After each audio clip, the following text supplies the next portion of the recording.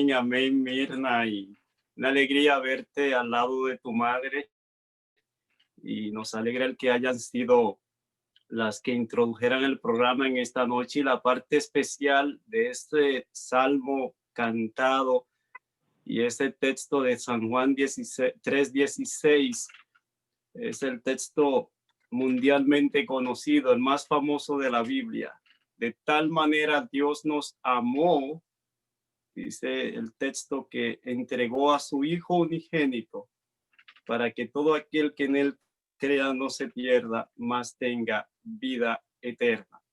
Dios Amén. nos ha amado tanto que, aparte de darnos a Jesús como Salvador, nos ha dado la palabra profética más segura. Nos ha dado una lámpara, como dice el salmista: lámpara es a mis pies tu palabra y lumbrera a mi camino. La palabra de Dios, la Santa Biblia, es maravillosa. De hecho, el énfasis que hemos estado haciendo es que, a la luz de la palabra profética más segura que el Señor nos ha entregado, nosotros podemos decir con certeza muchas cosas. Yo decía ayer que podemos decir que el mundo no terminará por un cataclismo de un fenómeno natural o una guerra mundial.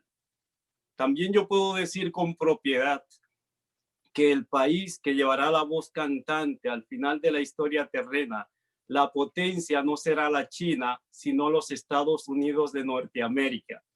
Porque por más auge, apogeo que haya adquirido la China y que continúe adquiriendo en su ensanchamiento de sus fronteras económicas en el mundo y política, nosotros sabemos, a la luz de la palabra profética, que las dos instituciones, países que van a tener el protagonismo son uno que está allí en el viejo mundo, en Roma, llamado el Vaticano, y el otro será los Estados Unidos de Norteamérica. A la luz de Apocalipsis 13, nosotros podemos decir con propiedad que no habrá otra potencia mundial que juegue un papel protagónico en cuanto a lo que tiene que ver el desenlace final de la historia de este mundo. También, a la luz de la palabra profética, podemos decir que no habrá otra iglesia después de la iglesia adventista del séptimo día que Dios levante sobre esta tierra. Somos la última iglesia que Dios trajo a la existencia, y en el tiempo de esta iglesia, de la iglesia de la Odisea, el Señor vendrá con poder y gloria.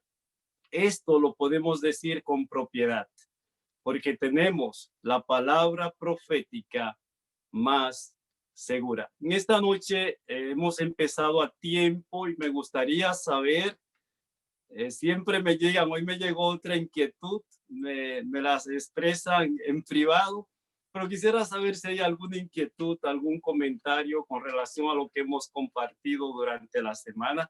Ya casi estamos llegando al final. Es el momento para, si hay alguna inquietud, algún comentario, pregunta, que podamos compartirla con el grupo en este momento. ¿Alguien se anima? ¿Alguna inquietud, alguna pregunta que quiera manifestar de los temas que se han tratado hasta hoy o hasta ayer? Buenas noches a todos. Buenas noches, Rey. Un abrazo desde aquí. Ayer hablaba de los dos errores de la iglesia protestante. No tuve la idea ahí porque voy anotando y entonces algunas cosas se me escapan, que es la inmortalidad del alma y la santidad del domingo. Esas son creencias que son de Babilonia, ya lo sabemos. Y mencionaste que dentro de nuestra congregación hay incluso líderes de la iglesia que se han dejado usar para traer en algún momento cosas como de alarmistas. Alguien me escribió y me dijo, ¿cuál es la cita que dijo Tony? Yo le mandé la cita, pero yo quiero que tú nos aclares o nos refresques, nos retroalimentes un poquito de cómo, si quiénes son, no quiénes son esas personas, sino cómo esas personas tratan de imponer por ganar nombre y algo, y aún... Tú hablas de los enemigos internos, Rey. Exacto, los enemigos Es la internos. cita que habla de que hemos de temer más de los enemigos, a los enemigos internos y a Exacto. los externos, porque dice que ellos son el mayor obstáculo para que nosotros como pueblo cumplamos con la misión que el Señor nos ha encomendado y para que haya una consagración, un reavivamiento y una reforma auténtico y genuino a lo interno en el seno del pueblo de Dios. Ok, entonces basado en eso, de esos enemigos internos también están tratando de, o bueno, yo no creo que van a hablar de la inmortalidad del alma ni del domingo, pero tratan de mover su cizaña para intervenir que se proclame el triple mensaje del angelical. Eso hablaste ayer.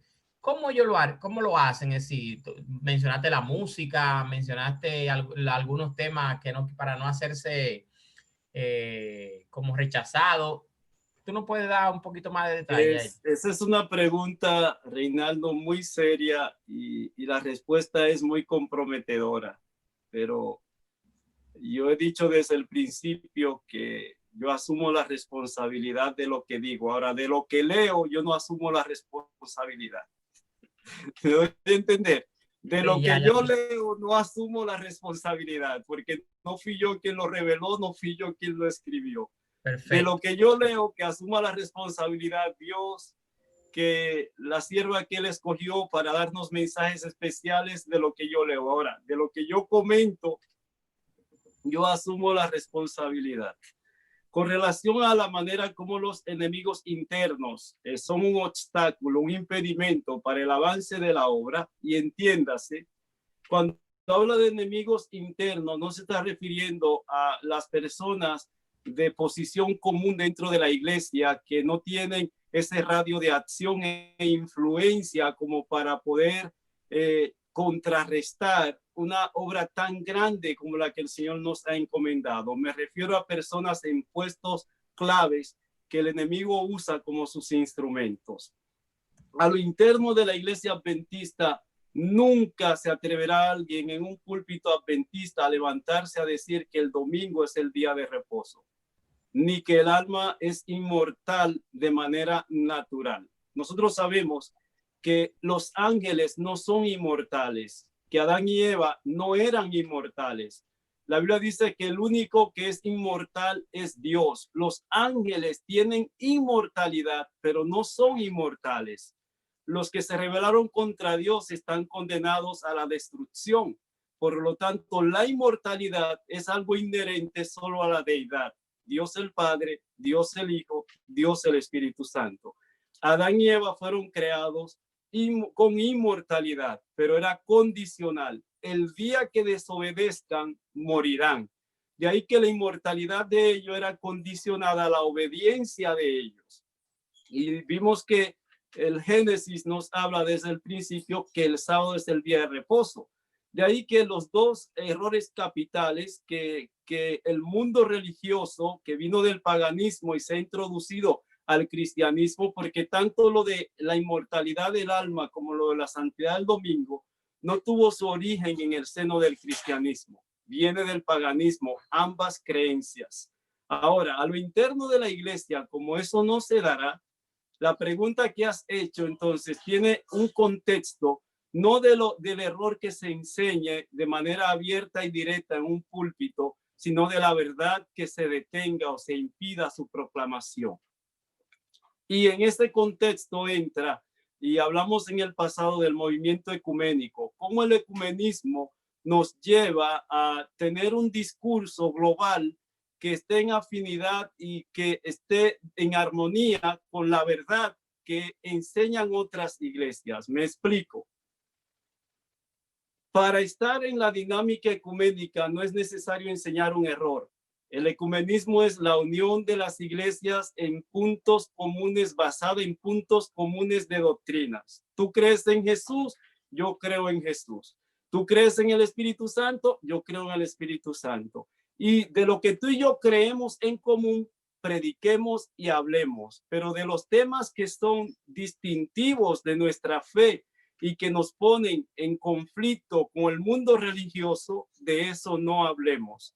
Entonces, cuando el mensaje del tercer ángel se diluye y se proclama de tal manera que no marca una diferencia entre la manera de hacer evangelismo del mundo protestante y la manera nuestra, proclamando un mensaje, cuando la gente lo escucha no sabe si habló un adventista, si habló un evangélico, si habló un bautista. Este tipo de obra, Reinaldo, es la que a lo interno se hace. No necesariamente proclamar un error, sino ejercer influencia para que el triple mensaje angelical en su pureza sea proclamado.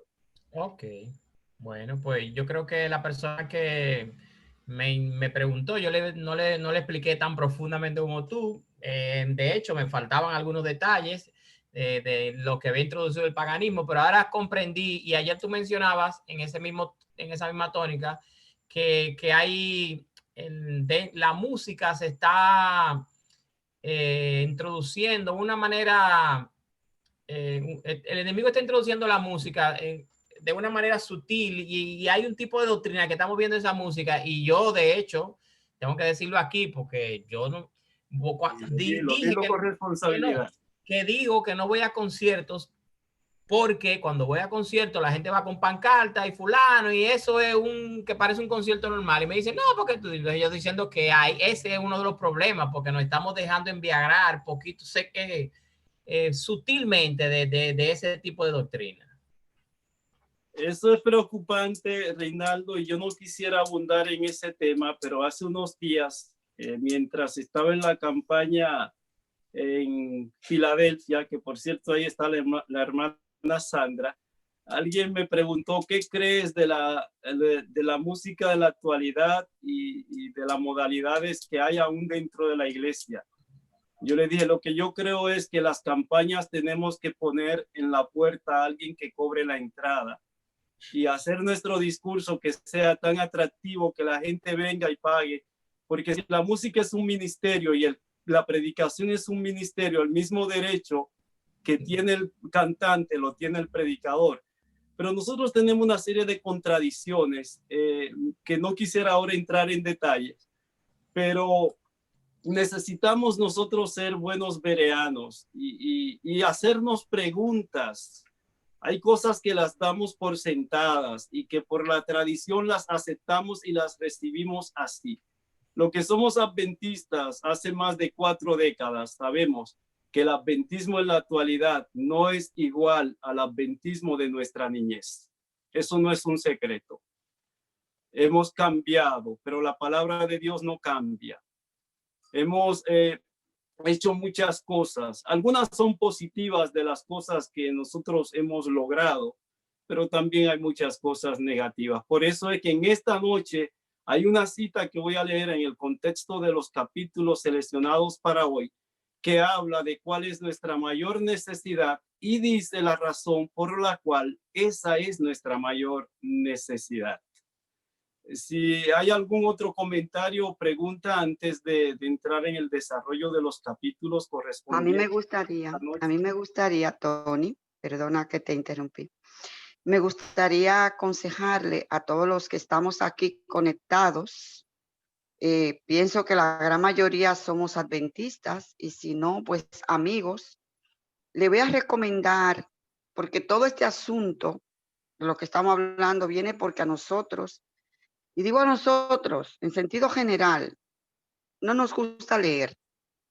No nos gusta leer, son un poquito vagos a la hora de tomar un libro. Quizás hay personas que sí, que le apasiona la lectura. No quiero generalizar tampoco, pero hay muchas personas que no les gusta leer. Y hay que leer, tenemos que leer, y leer el espíritu de profecía, leer la palabra de Dios, estudiarla. Hay un libro que se llama Consejos para la Iglesia, y es un libro que es para nosotros. Los recomiendo porque ahí vienen consejos precisamente para la iglesia, para nosotros, la forma de vestir, la forma de comer, incluso de administrarnos, la música y todos los consejos que necesitamos tener en la iglesia. Ese libro es extraordinario y lo recomiendo. Consejos para la Iglesia de Ellen White. Gracias. Ok, gracias, felicidad. ¿Algún comentario más o pregunta? Y siéntanse con plena libertad. Me gusta mucho cuando los hermanos se sienten con libertad de expresar, de decir cuál es su punto de vista, qué ha entendido, qué no ha entendido.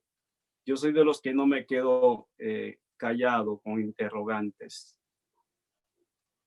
Ok, por lo visto, Reinaldo, no hay ninguna inquietud. Vamos a orar. Parece que no. Padre amado, una vez más venimos ante ti tal como somos, llenos de gratitud, Padre, por el día, tu cuidado, tus bendiciones, por la oportunidad de reencontrarnos una vez más. Gracias por esta semana que nos has dado maravillosa, por la oportunidad de tomar este libro que nos habla acerca de los eventos finales y a la luz de la infalible palabra tuya, la Santa Biblia, poder durante estas noches compartir lo que es tu palabra. Oh, Señor, danos tu Espíritu Santo una vez más. En esta noche háblanos. Tú conoces cuáles son nuestras necesidades. Lo has dicho vez tras vez en tu palabra. Tú dijiste que antes de que vengamos delante de ti, ya tú sabes cuáles son nuestras necesidades. Y en el mensaje a la iglesia, la Odisea, nosotros, la última iglesia, que declaramos que de nada tenemos necesidad y que tú has dicho que el mayor problema nuestro es el orgullo espiritual, intelectual, por toda la luz que has hecho brillar sobre nosotros. Oh Padre, más que sentir orgullo por la verdad, en nuestra gratitud por esa verdad que nos has dado, es nuestra mayor necesidad que tu oración en nosotros sea una realidad cuando dijiste, santifícalos en tu verdad, porque tu palabra es la verdad. Amén. Oh Padre, que tu palabra pueda santificarnos, el poder que hay en tu palabra pueda transformarnos por la obra del Espíritu Santo. Gracias por esta maravillosa oportunidad y en el nombre de Jesús te lo pedimos todo. Amén. Bien, mis amados, hoy nos toca hablar de 3 temas, a ver cómo dividimos el tiempo de nuevo. La lluvia tardía, el fuerte clamor y el sello de Dios y la marca de la bestia. Son 3 temas muy relevantes. Vamos a empezar con el de la lluvia tardía. Nosotros sabemos que lo de la lluvia tardía es la ilustración, el símbolo de un fenómeno físico que de manera periódica tenía su cumplimiento exacto en los tiempos bíblicos. Ya hoy con el trastorno del planeta, con el cambio climático, no es tan fácil predecir las temporadas de lluvia y las que serían de sequía. Pero en los tiempos bíblicos, los agricultores podían hacer su calendario de su agenda de trabajo y ellos tenían fechas específicas para cuándo preparar la tierra, cuándo depositar el grano en el surco de la tierra, porque ellos sabían cuándo iba a llover. Y esa primera lluvia se le llamaba la lluvia temprana o la primera lluvia, cuyo resultado era hacer que el grano depositado en el surco de la tierra, al estar en contacto con la lluvia, la humedad y los rayos del sol, se activara ese proceso de germinación y brotara esa nueva plantita después de haber muerto el grano. Ahora, esa planta debía crecer y los agricultores sabían en qué época del año debía tener la espiga, el grano, el fruto, para que otra lluvia ejerciera su poder y madurara el grano para la cosecha. Esto fue tomado como un símbolo y trasladado al campo espiritual. Nosotros sabemos que Jesús, sus parábolas, sus enseñanzas, su libro de texto por excelencia después de la Biblia fue la naturaleza. La naturaleza nos enseña grandes lecciones. De hecho, leí hace unos años una cita en el Espíritu Profecía que me impactó. Esa cita dice Tenemos mucho más que aprender de la naturaleza que de los eruditos. Y cuando yo leí esa cita, empecé más que a leer lo que han dicho los sabios, a pasar tiempo con la Biblia y el espíritu de profecía en medio de la naturaleza, para que mis sentidos, más que recibir la herencia y la tradición de conceptos y creencias del mundo intelectual religioso, obtener alimento integral de la fuente que es la auténtica, genuina y confiable, es a saber la infalible palabra de Dios. Ahora voy a leer algunos párrafos de este primer capítulo de la lluvia tardía para que podamos entender en el contexto de lo que dice Eventos de los Últimos Días, cómo esto nos afecta a nosotros como adventistas del séptimo día. Lo primero que dice, la primera cita dice, vosotros también, hijos de Sión. Esta cita se encuentra en el libro de Joel, capítulo 2, versículo 23. Vosotros también, hijos de Sión, alegraos y gozaos en Jehová vuestro Dios, porque os ha dado la primera lluvia a su tiempo y hará descender sobre vosotros lluvia temprana y tardía como al principio. Nosotros sabemos que el profeta Joel habló de que Dios derramaría su espíritu sobre toda carne. Ahora él está hablando sobre la lluvia temprana y la lluvia tardía. Y aquí hay una cita que se hace eco de lo que yo estaba diciendo. Dice, en el oriente la lluvia temprana cae en el tiempo de la siembra. Es necesaria para que la semilla germine. Gracias a la influencia de estas lluvias fertilizantes aparecen los tiernos brotes.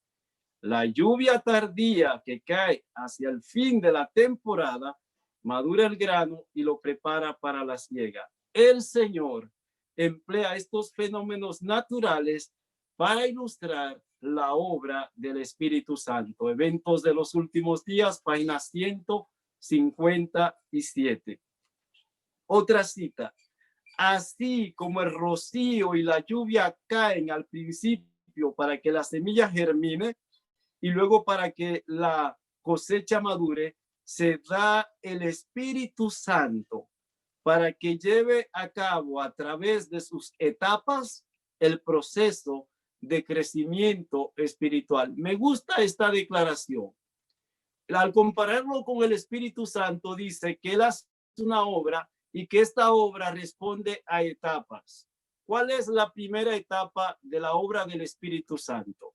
San Juan 14 y San Juan 16 nos dice que el Señor, cuando se le hizo la promesa a los discípulos, yo me voy, pero enviaré a otro consolador. Y él dijo, cuando él venga, convencerá al mundo de pecado, de justicia y de juicio. La primera obra del Espíritu es convencernos de nuestra condición y necesidad de Dios.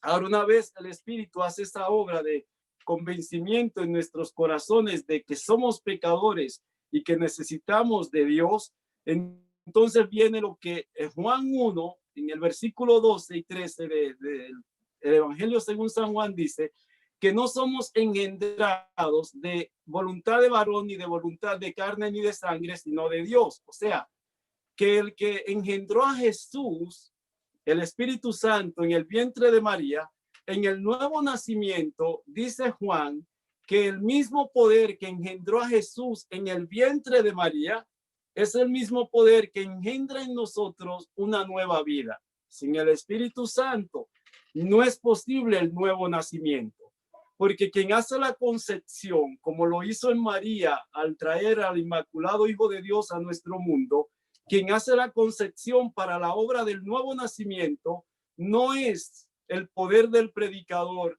ni el impacto de la palabra que él pueda decir por su elocuencia o sabiduría. Es la obra del Espíritu Santo la que engendra esa vida. Pero una vida engendrada no termina ahí. Una vida engendrada empieza un proceso de desarrollo. Así como en el vientre de la madre regularmente dura 9 meses y luego, después del nacimiento físico, de llegar a este mundo, entra en un proceso de alimentación, cuidado y desarrollo. La vida cristiana también tiene sus etapas. Llegamos al reino de Dios como bebés. El nuevo nacido No importa qué edad biológica tenga, cuánto conocimiento intelectual haya adquirido, cuáles sean sus carreras, sus profesiones.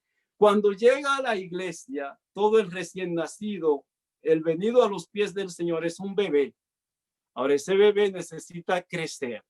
Y ese crecimiento solo es posible conectados a la fuente de vida. Por eso San Juan 15 habla de la vid verdadera, donde dice que Jesús es la vid verdadera. Separados de él, nada podemos hacer. El crecimiento de la vida espiritual depende de la relación vital con aquel que es fuente de vida, que es Jesús.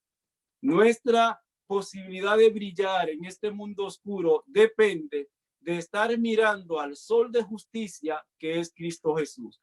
Cuando alguien se apaga en la fe es porque dejó de mirar a aquel que es fuente de vida y fuente de luz. Por eso necesitamos ser cuidadosos y en la vida cristiana, nuestra experiencia diaria, alimentarnos cada día con la palabra de Dios, la oración, la meditación y el trabajo misionero. Esos son los ejercicios. La dinámica cristiana gira en torno a eso: oración, estudio de la Biblia, meditación y compartir con otros lo que por fe nosotros hemos recibido. Así que esta cita está en Eventos de los Últimos Días, página 157. La siguiente cita dice: la lluvia tardía que madura la cosecha de la tierra representa la gracia espiritual que prepara a la iglesia para la venida del Hijo del Hombre. Pero a menos que haya caído la lluvia temprana, no habrá vida. La hoja no aparecerá. A menos que los primeros aguaceros hayan hecho su obra, la lluvia tardía no podrá perfeccionar ninguna semilla. O sea, lo primero es la lluvia temprana. Lo segundo es la lluvia tardía. Me preocupa, y voy a aprovechar, ya que estoy hablando con adventistas, que cuando enfatizamos la obra de Jesús en el lugar santísimo del santuario celestial, a veces olvidamos que nadie puede dar un salto del mundo al santuario, al lugar santísimo, que el primer lugar donde debe llegar el pecador es al atrio. Yo no puedo del mundo llegar al lugar santísimo. Yo llego al atrio, donde el Cordero de Dios que quita los pecados del mundo. Después de yo llegar al atrio, la siguiente etapa es que la sangre que Jesús introdujo en el lugar santo, como lo hacía el sacerdote en la tierra después de sacrificar el corderito, esa sangre es la que Jesús presenta delante del Padre como la paga, como la garantía de que nuestros pecados ya se hizo provisión para los confesados y abandonados recibir el perdón. La siguiente etapa en la experiencia es que luego el Señor me introduce al lugar donde Él está ahora, en la experiencia del lugar santísimo. Pero el lugar santísimo es la última etapa. La primera es llegar al atrio, donde Jesús, el Cordero de Dios, quita los pecados. Digo esto porque no podemos, como dice la cita, recibir la lluvia tardía si no hemos recibido la lluvia temprana. No podemos crecer si no hemos nacido. Y la pluma inspirada es muy seria cuando dice: muchos que son bautizados son sepultados vivos. ¿Saben qué está diciendo la pluma inspirada con eso? Que el hecho de ser bautizado no quiere decir que tú o yo hayamos nacido de nuevo. Hay muchas personas que son bautizadas siendo viejas criaturas, sin haber renunciado al mundo y a sus pecados. Y el bautismo no es agua bendita que quita pecados. El bautismo es simplemente un testimonio público de nuestra fe en Jesús, diciéndole al mundo que hemos renunciado a Él y diciendo que creemos que al ser sepultado en la tumba líquida, hemos sido sepultados juntamente con Cristo, y al ser levantados de la tumba líquida del bautismo, estamos diciendo que hemos resucitado a una nueva vida. Pero esta nueva vida, que es la obra del Espíritu, debe continuar su desarrollo para que al final el mismo Espíritu que te engendró a ti y a mí para ser parte del reino de Dios haga una manifestación más poderosa para habilitarnos y capacitarnos para la gran obra que el Señor nos ha encomendado. Ahora, la otra cita, esta cita está en la página 158 de Eventos de los Últimos Días.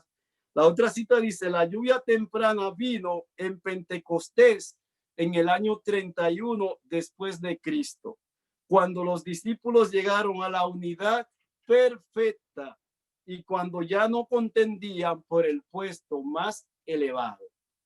Si hay algo que fue necesario en la iglesia apostólica para la lluvia temprana, hablando del derramamiento del Espíritu Santo, para ellos poder cumplir con poder la misión, fue la necesidad de unidad perfecta. Y debo decir en esta noche que la verdadera unidad no es que yo me ponga de acuerdo con Reinaldo o con Felicidad o con Mirna y que ambos nosotros estemos de acuerdo entre nosotros. No, hasta los pandilleros se ponen de acuerdo entre ellos para repartir el botín. La verdadera unidad no es que una iglesia se vuelva a la otra. La verdadera unidad es que nos volvamos a Cristo. Y si tú estás en Cristo, si yo estoy en Cristo, si Reinaldo está en Cristo y estamos siguiendo a aquel que es la verdad, Él nos unirá, nos aglutinará. Pero la verdadera unidad, la perfecta unidad, siempre debe estar fundamentada en un escrito está en la verdad. Porque hay unidad en el error. La unidad bíblica no es en el error. La unidad bíblica no es política. La unidad bíblica es la obra del Espíritu a través de la palabra revelada para que nosotros tengamos no el mismo sentir. No es que yo sienta como Reinaldo y Reinaldo como yo. Es que el sentir que hubo en Cristo está en mí. Y si el sentir que estuvo en Cristo está en mí y está en ti, sentiremos no como no, yo no sentiré como tú y tú como yo. Es que a los dos sentir como Cristo estaremos unidos. A ese tipo de unidad es que se refiere el Espíritu. La última cita que voy a compartir de ese capítulo que nos ocupa tanto tiempo es el que habla de la reforma debe de acompañar al reavivamiento. Escuchen esta cita que aparece en ese capítulo de la lluvia tardía. Dice: debe producirse un reavivamiento y una reforma bajo el ministerio del Espíritu Santo. ¿Qué es lo que debe producirse? Un reavivamiento y una reforma. ¿Qué es reavivamiento y qué es reforma? Recuerdo que hace unos años, durante casi todo el año, hubo siempre un stop publicitario que decía: es tiempo de reavivamiento y reforma. Es tiempo, no sé cuántos lo recuerdan, es tiempo de reavivamiento y reforma. Mi preocupación, y lo voy a decir con responsabilidad en esta noche, fue que nunca nos dijeron qué era lo que había que reformar. Nunca señalaron con nombre y apellido qué era lo que había que cambiar. Y al hablar de reavivamiento y reforma, no es simplemente hacernos eco de un stop publicitario o de una frase que parezca muy alentadora, es identificar cuáles son las áreas en las que estamos mal. Y eso debe ser un examen personal.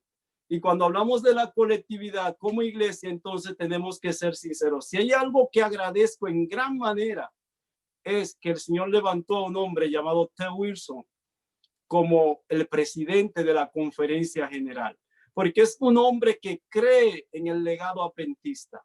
Es un hombre, el presidente de la Conferencia General, que gime y clama por este pueblo y ha dicho desde que fue colocado en ese puesto que como iglesia no podemos ni debemos distraernos ni dejar que nos confundan y nos saquen de lo que es nuestra misión.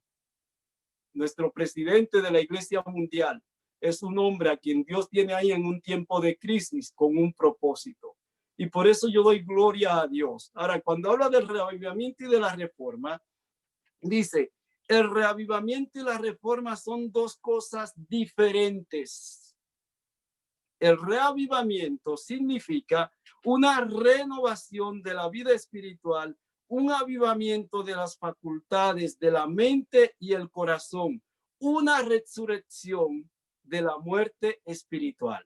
Reavivar. ¿Cuándo se dice? A eso hay que reavivarlo, hay que darle resucitación. Es que está moribundo o muerto.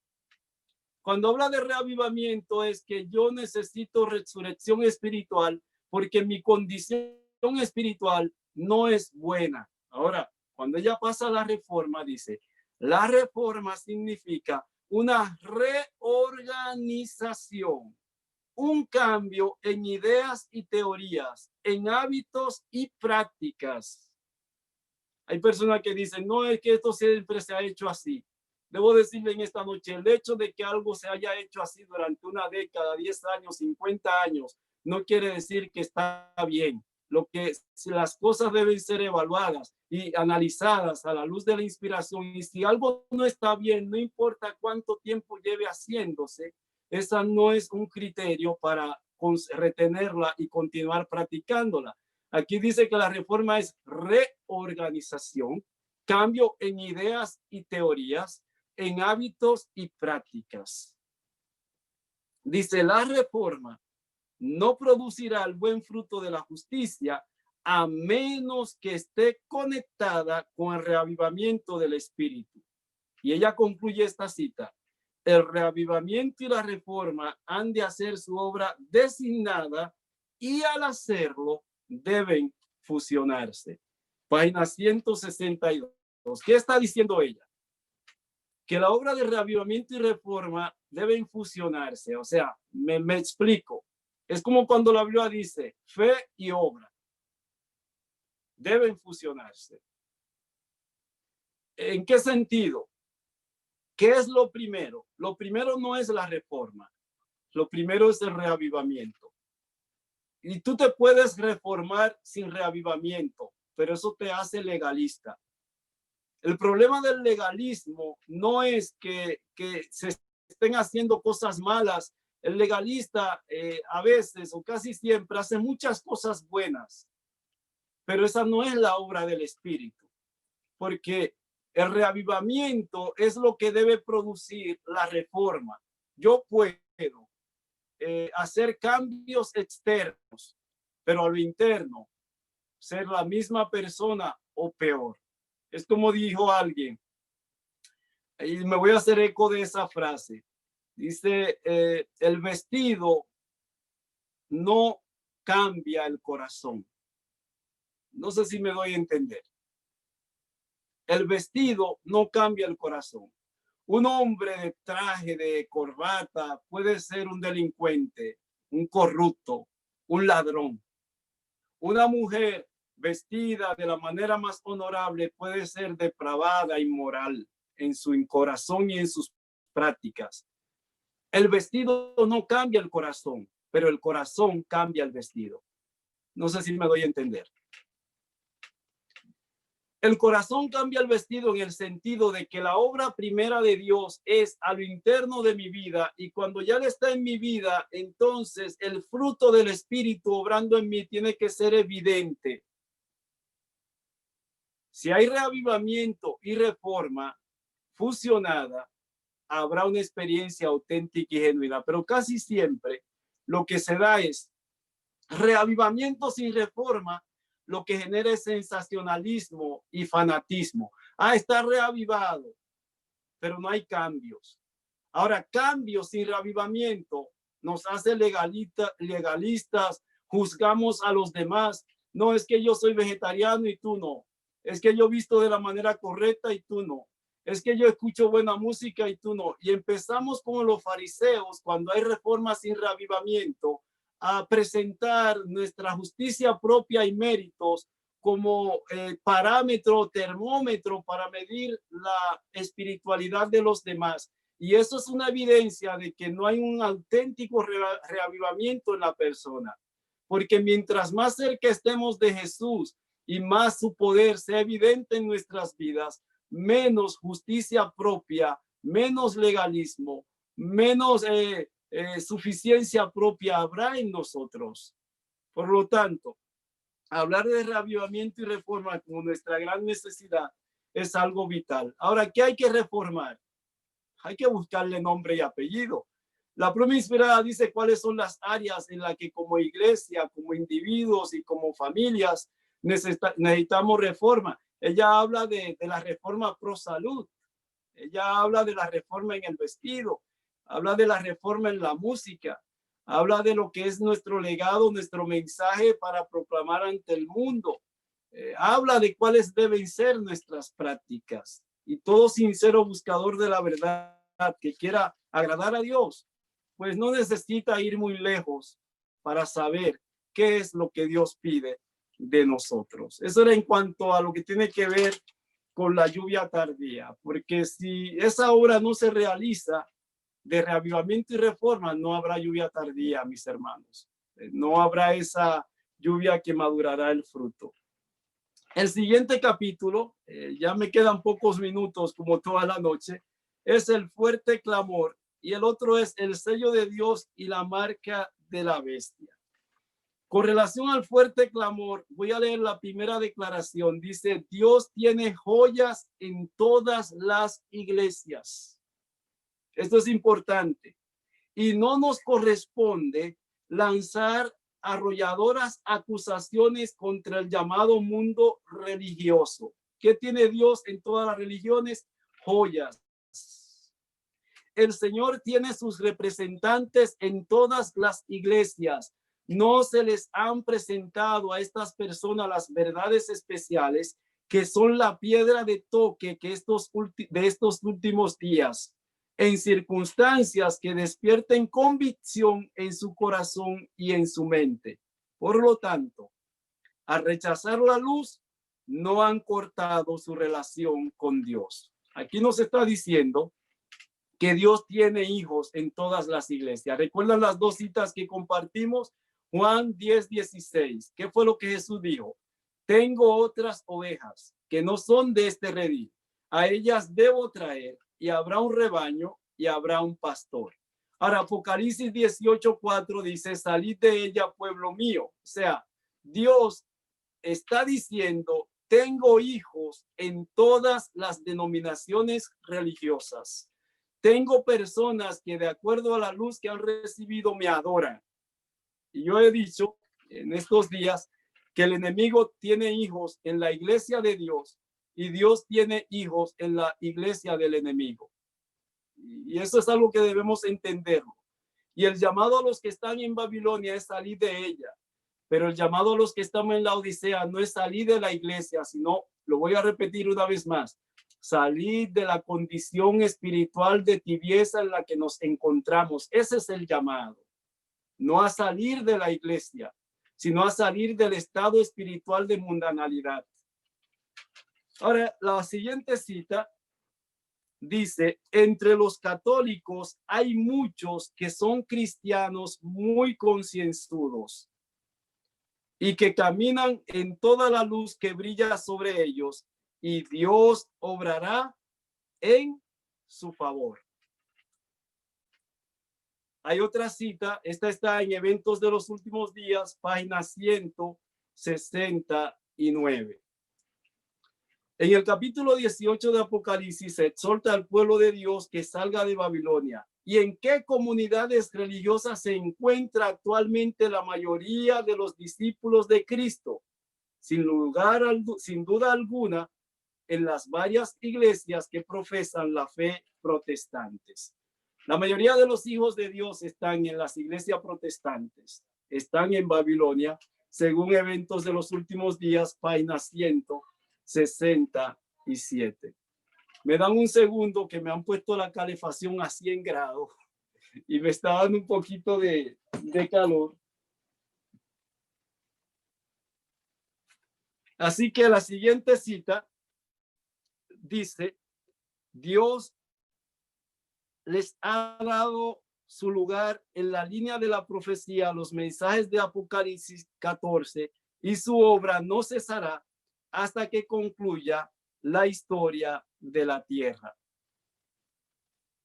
El capítulo 18 de Apocalipsis indica el tiempo en que por haber rechazado la triple amonestación de Apocalipsis 14, 6 al 12, la iglesia alcanzará el estado predicho por el segundo ángel y el pueblo de Dios que se encuentra aún en Babilonia será llamado a separarse de la comunión de este. Este mensaje será el último que se dará a la humanidad. ¿Qué está diciéndonos la inspiración? Que Dios tiene un pueblo que no está con nosotros. Y el fuerte clamor, o sea, la proclamación del mensaje del tercer ángel con poder bajo la dirección del Espíritu Santo será el que despertará a esos sinceros y fieles para que lleguen al conocimiento pleno de la verdad. Y es por eso que necesitamos ser cuidadosos a la hora de proclamar nuestro mensaje. Otra cita que aparece aquí, deme un segundito.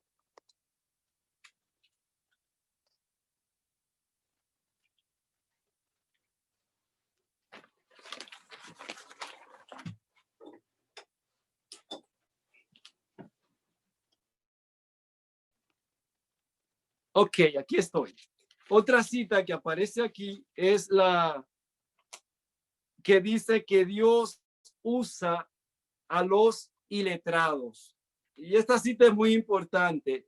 Si hay algo que bajo la dirección del Espíritu Santo es necesario entender, que Dios usa a los intelectuales que se dejan usar por él como instrumento. Pero ahí en ese capítulo dice que a personas iletradas Dios las usa como sus instrumentos también. Yo le tengo mucho miedo al orgullo intelectual. Yo no sé si ustedes lo sabían, pero yo he ido a iglesia donde si usted no es licenciado o tiene un máster o un doctorado, no predica. Requisito para usted predicar es que tenga un título. Y yo no estoy diciendo nada nuevo. Ustedes quizás lo sabrán. Esto es algo muy delicado cuando el criterio para permitir que alguien predique es la acreditación académica, cuando ni Jesús ni Juan el Bautista fueron acreditados ni académicos. Sin embargo, nadie ha predicado con tanto poder y los apóstoles tampoco lo fueron. No estoy diciendo que la preparación no sea necesaria. No estoy diciendo que Dios no use a los instruidos desde el punto de vista intelectual. Lo que estoy diciendo es que Dios, así como puede usar a un hombre intelectualmente preparado y consagrado, Dios también puede usar a un iletrado consagrado. Y esto debe de ser una constante dentro de nosotros.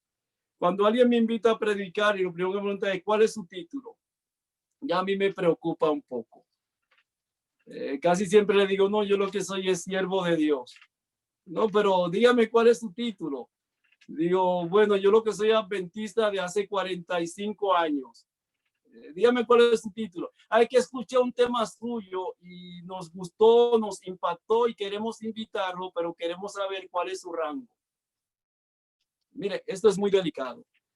Y esta cita de eventos de los últimos días de este capítulo en la página 177 hace alusión a que Dios no actúa bajo ese criterio. Vuelvo y digo para que después no digan al hermano Tony, yo me preparé académicamente, tengo títulos, sí los tengo, pero estoy en contra de que el criterio para que alguien pueda proclamar en ciertos escenarios la verdad, prerequisito sea el pergamino y no la consagración, la dedicación y el conocimiento de la palabra de Dios. Esas son las referencias que el Espíritu Santo necesita en un hijo de Dios. Jesús, yo siempre pienso en Jesús, mis hermanos. Jesús, ¿quién ha hablado con la autoridad que tenía Jesús? Jesús no tenía dinero, no tenía títulos, no tenía nada de lo que hoy el hombre considera que es relevante para poder tener una misión especial. Juan tampoco. Y aunque necesitamos hombres y mujeres preparados y acreditados para realizar obras, actividades en sectores donde la acreditación es necesaria, pero entre nosotros no debe ser así. Eso es lo que dicen las escrituras. Y yo solo me hago eco de lo que Dios nos dice las escrituras. Otra cita, y con esta termino ese capítulo por razones de tiempo. Cuando realmente se desate sobre nosotros la tormenta de la persecución, entonces el mensaje del tercer ángel crecerá y se convertirá en un fuerte clamor, y toda la tierra será iluminada con la gloria del Señor. Página 177. ¿Recuerdan que leímos ayer que la prosperidad trae a la iglesia personas que no están realmente convertidas, pero que la persecución la saca de la iglesia? Y aquí está diciendo que la aflicción, la persecución contribuirá, parece contradictorio, contribuirá a la propagación del mensaje. Recuerden que en la Edad Media, si hay algo que favoreció la proclamación del mensaje, fue la oposición que se le hizo. Pasó a ser titular de los titulares de la primera plana el mensaje, hasta el punto que llegaron cristianos a decir en un momento: atormentadnos, matadnos, más somos cuantos más matáis, porque la sangre de los cristianos es semilla. O sea, en la medida que se enciende el fuego de la persecución y hay oposición al mensaje de Dios, hay almas sinceras que empiezan a preguntarse qué está pasando, por qué, y van a las escrituras y descubren entonces que el problema no está en los que proclaman la verdad, sino en el mundo que ha estado en ignorancia. El tercer capítulo habla del sello de Dios y la marca de la bestia. Y este sí que es un capítulo bastante abarcante. Solamente voy a leer. ¿Cuántos minutos me quedan, Reinaldo? ¿2, 3?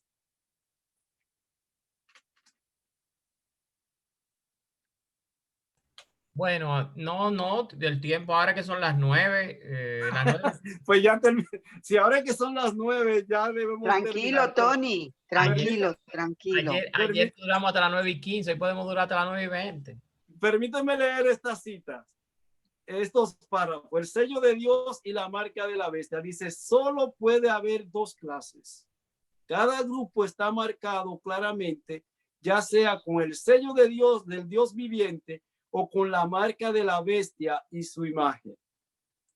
Los neutrales, miren qué dice esta cita: los neutrales serán considerados por Dios como enemigos de Cristo. Hay gente que dice: no, yo soy neutral. Estoy leyendo de la página 183, 184 de Eventos de los Últimos Días. Yo soy neutral, yo prefiero. En tiempos de crisis, los neutrales dice que son traidores a la causa de Dios. No podemos mantener una actitud de que no, yo no estoy ni con esto ni con aquello. Usted no esté con bandos o personas en particular identificada como que lo que este grupo o sector haga, de este soy, porque eso nos puede llevar a una actitud de disidencia. Pero cuando se habla de la verdad, tú y yo debemos estar definidos. Yo no soy ni imparcial ni neutral. Así que usted me diga: Tony, tú eres neutral. Digo: yo no soy neutral. Y me dice: usted es imparcial. Digo: tampoco. Yo estoy parcializado y estoy identificado con una posición. Dice que muchos que no han tenido los privilegios que nosotros hemos tenido irán al cielo antes que aquellos que han tenido gran luz y no han caminado en ella.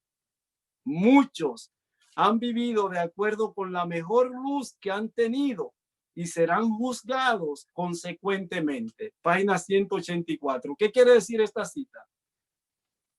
Hay muchas personas, y eso lo hemos repetido, que de acuerdo a la luz que han recibido, han vivido. Y Dios a eso llama mis hijos, aunque estén en otras iglesias. Ahora dice: esos están en mejor condición que nosotros si no vivimos a la altura de la luz que tenemos. Y eso es algo serio. y que a mí me impacta y me llama la atención. Dice, cada uno será juzgado de acuerdo con la luz recibida. Miren, si hay alguien a quien se le va a pedir mucha cuenta es a mí. Yo no tengo excusa. Aparte de haber leído, hecho el año bíblico desde niño, haber leído todo lo del espíritu de profecía que ha estado a mi alcance, haber estado en esta iglesia tanto tiempo, más que yo tener privilegios, tengo un gran compromiso, porque el Señor me va a juzgar a mí de acuerdo a la luz, los privilegios, las oportunidades que me ha brindado. Y es posible que alguien sin menos conocimiento, privilegios y oportunidades se salve, y si yo me descuide, que yo me pierda. Porque en la salvación no hay una regla para comparar a uno con el otro. Dios juzgará de manera individual a cada ser humano y le pagará conforme hayan sido sus obras en el contexto de la luz que brilló sobre él. Y es por eso que a la Iglesia Adventista del Séptimo Día se le pedirá más que a cualquier iglesia existente en la actualidad y más que a la nación judía. ¿Por qué más que a la nación judía? Porque la nación judía escribió su propia historia con yerros y momentos en los que acertó. Pero tú y yo conocemos la historia de la nación judía para que no repitamos los errores que ellos cometieron. Y aparte de conocer la historia de la nación judía, nos ha dado el Señor el espíritu de profecía para orientarnos de manera especial en cuanto a las escenas finales de este planeta, para que tú y yo, con la palabra profética más segura, no tengamos excusa. Los adventistas del séptimo día tendremos que dar cuenta de los privilegios y oportunidades que el Señor nos ha brindado. Aquí otra cita nos dice que el sello dice la ceguera voluntaria es pecado y es un peligro. Miren qué dice esta cita.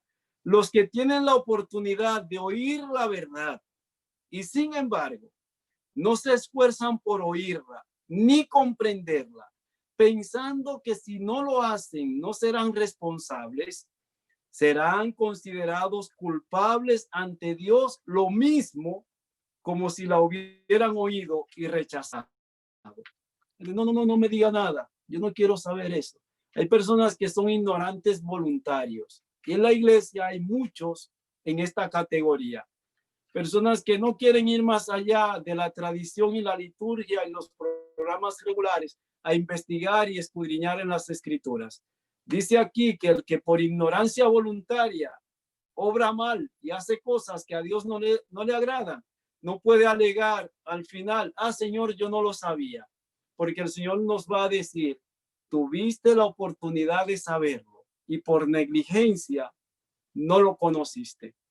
De ahí que la ignorancia voluntaria, esta declaración está en Eventos de los Últimos Días, página 186. 185, perdón. Ahora leo otra cita en el contexto de qué es el sello de Dios. Dice, el sello de Dios no se trata de un sello o marca que se pueda ver, sino un afianzamiento en la verdad, tanto intelectual como espiritualmente, de modo que los sellados son inconmovibles. Alguien preguntó que qué era la marca de la bestia y qué era el sello de Dios. Aquí dice, el sello de Dios no se trata de una marca, un sello que pueda ser visto, sino un afianzamiento intelectual de la verdad y que esté acompañado de una experiencia espiritual. Me explico. Cuando intelectualmente tú y yo estamos conscientes de la verdad que Dios nos ha dado y esa verdad bajo la dirección del Espíritu Santo nos engendra una nueva vida y nos permite vivir vidas que a Dios le agraden, entonces tú y yo estamos sellados por el Espíritu de Dios.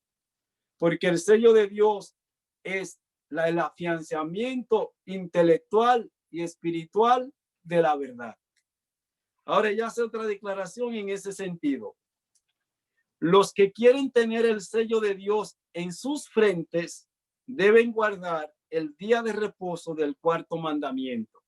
Ahora ella relaciona el sello de Dios con la observancia del sábado. Y tú me dirás, ¿es el sábado el sello de Dios? Yo te debo decir que el sábado es la señal visible de los que tienen el sello de Dios. Porque si tú guardas el sábado, pero viola los otros mandamientos, tú no tienes el sello de Dios. Si tú guardas el sábado, pero mientes o adulteras o robas, tú no tienes el sello de Dios. El sello de Dios es el carácter de Dios que está en ti y en mí, y el sábado lo que es una señal distintiva de que en la obediencia a la ley de Dios, tú y yo reconocemos a Dios como el creador y el libertador. Por lo tanto, el sábado de por sí, sin los demás mandamientos, como parte de nuestra experiencia, no es un sello. El sello tiene que ver con la obediencia a la ley de Dios en su totalidad, y el sábado nos delata, le dice al mundo que nosotros somos el pueblo que guarda los mandamientos de Dios y tiene el testimonio de Jesús. Los que quieren tener el sello de Dios en sus frentes deben guardar el día de reposo del cuarto mandamiento. De los 10 mandamientos, solo el cuarto contiene el sello del gran legislador y el creador del cielo y de la tierra. ¿Recuerdan las razones para guardar el sábado? El primero, el sábado habla de quién es el creador.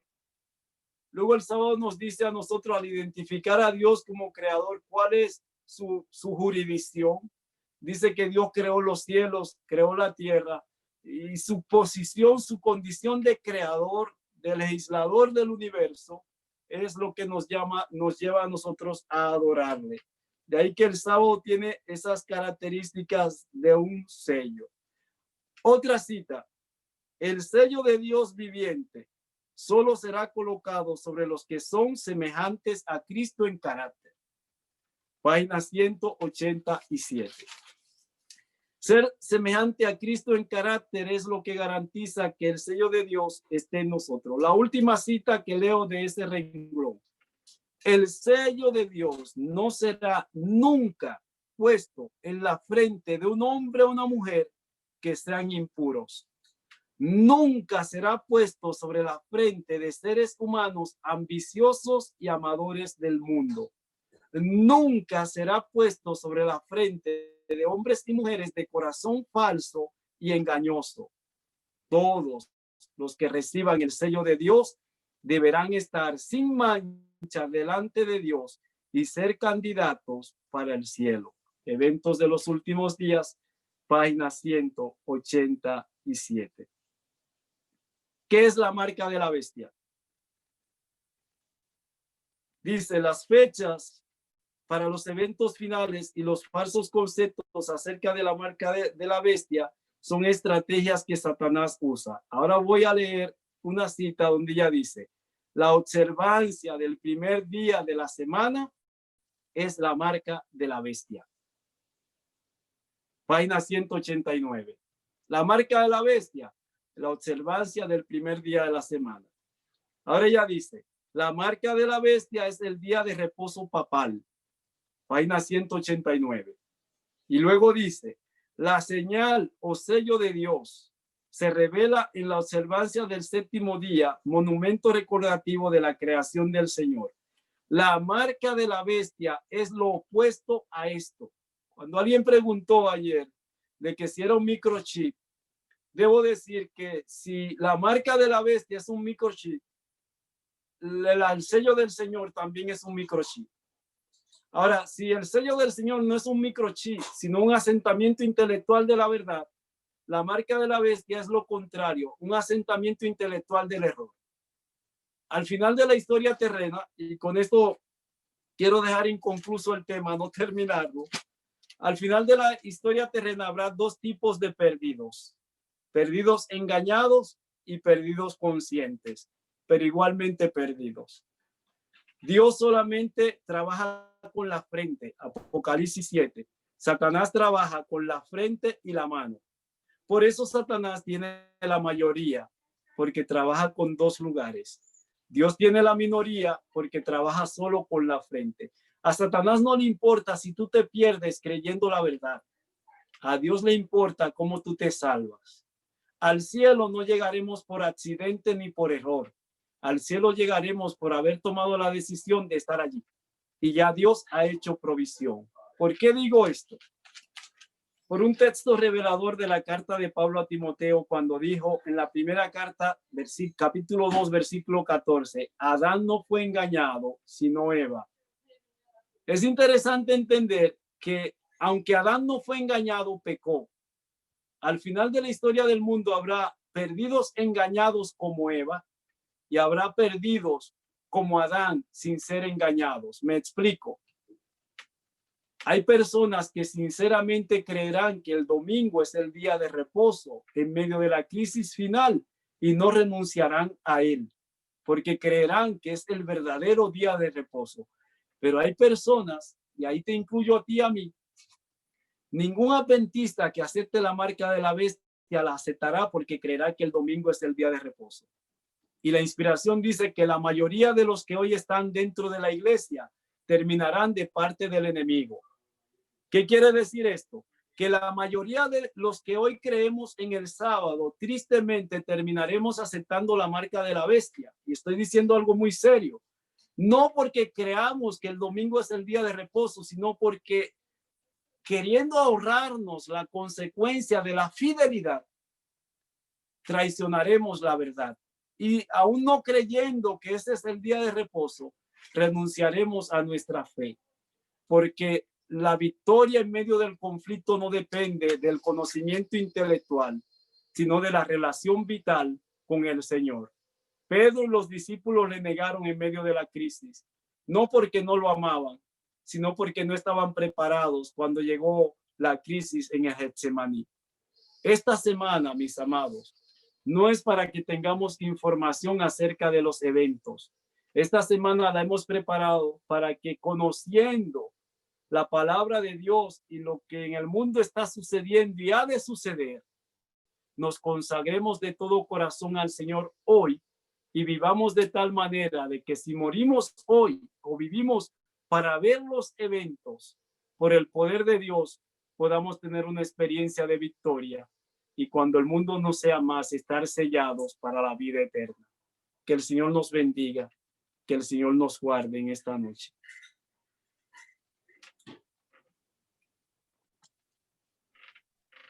Gracias, Tony. Muchas gracias, porque la verdad que el tema de esta noche ha sido poderosísimo. Dios te siga bendiciendo, Tony, grande y abundantemente. El tema de hoy, óyeme, ha impactado muy duro. Yo sé que sí, a muchos corazones, a mí también. Aunque ya uno se ha leído estos capítulos, pero siempre, qué bueno es repasarlo, siempre se aprende algo nuevo.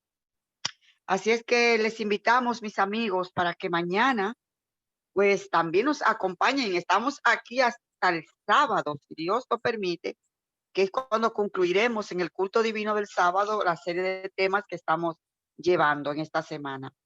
Para mañana, Tony, ¿qué te parece si damos la tarea para mañana? Los demás Claro, capítulos. ya son los penúltimos capítulos. Exacto. Sería el tiempo el fin del tiempo de gracia, las 7 últimas plagas y los impíos, y las 7 últimas plagas y los justos, porque no es lo mismo la plaga para los justos como para los impíos. O sea que está muy interesante estos 2 capítulos. Así es que, mis amigos, mañana, Dios mediante, estaremos por aquí una vez más conectados y les invitamos para que usted lea este libro. Si usted no lo tiene en físico, el libro, puede buscarlo por internet, descargarlo en PDF. Que no puede leerlo así, no le es cómodo leerlo de esa forma, búsquelo también en audio. Casi la mayoría de los libros de Ellen White están en audio y la gran mayoría de ellos están también en internet, casi todos. Y este es uno, evento de los últimos días. Búsquelo en audio, usted verá que es maravilloso. y mientras usted esté haciendo sus tareas, sus labores, pues va escuchando tranquilamente estos mensajes tan poderosos que Dios tiene para su iglesia. De igual forma, también les recomendamos consejos para la iglesia, para que usted lea este libro, así como se llama, así es, consejos para la iglesia, para nosotros, para que sepamos conducirnos en la casa de Dios. Es precioso y es muy recomendable también, como todos. Bueno, Tony, vamos a pedirte que nos despiden oración, por favor. Y también extender la invitación una vez más para que nos acompañen mañana a las 7:45. Mañana ya es viernes, hoy ya sábado, ¿verdad? Y así puedan seguir compartiendo estos temas. Tony, despide en oración, por favor. Oremos, Padre amado, gracias una vez más, porque en tu amor, tu bondad, tu misericordia, tú nos has dado tantos privilegios, tantas oportunidades. Como pueblo, tú nos has dado el privilegio de ser depositarios de toda la luz que has hecho brillar sobre este planeta desde que entró el pecado en nuestro mundo. Nos has traído a la existencia como la última iglesia sobre esta tierra y nos has dado el privilegio de tener un mensaje, tanto para que sea parte de nuestra experiencia diaria como para que lo proclamemos ante el mundo que nadie ha recibido. Oh Padre, todos estos privilegios que nos has dado nos hacen deudores con los menos favorecidos, con los que están en ignorancia.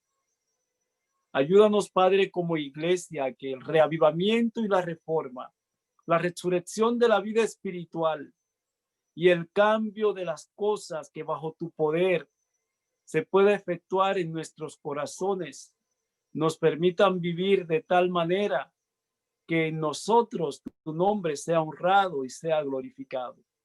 Quita de nosotros todo orgullo intelectual, espiritual, suficiencia propia. Somos seres humanos falibles, finitos, débiles, y el enemigo está al acecho. Y tú has dicho en tu palabra que personas que admiramos en algún momento por su brillo, por su elocuencia, llegarán a ser instrumentos del enemigo. Oh Padre, líbranos a nosotros de ser piedra de tropiezo dentro de tu pueblo, de ser cizaña dentro de tu pueblo, de ser de aquellos que sean enemigos internos o un obstáculo que impidan la obra que tú quieres realizar. Más bien, Padre, úsanos como tus instrumentos para tu honra y tu gloria. Tú amas esta iglesia como la niña de tus ojos. Tú has dicho que el objeto de tu suprema consideración sobre esta tierra es tu iglesia. Y tú has hecho y estás haciendo todo para que tu iglesia sea lo que tú anhelas. Padre, bendice este grupo de amigos de Betania por siempre. También nuestros hermanos y amigos que durante estos días nos han acompañado. Tú conoces nuestras necesidades, Señor.